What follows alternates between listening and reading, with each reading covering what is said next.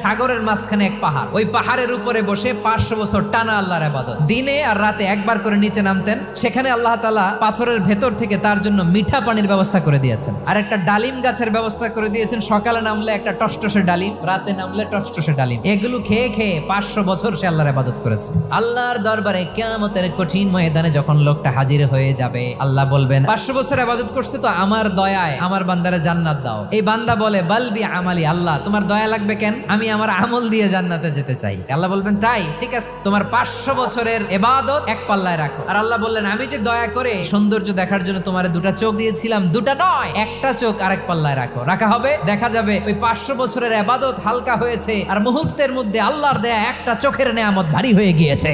ফলাফল দেখো, হিসাব বলে তুমি এখন জাহান্নামে যাবা, যাও এবার জাহান্নামে যাও। এবার লোকটা কাচুমাচু করে বলে আল্লাহ এবার আমি বুঝতে পেরেছি তোমার দয়া ছাড়া দুনিয়ায় কেউ জান্নাতে যেতে পারবে না।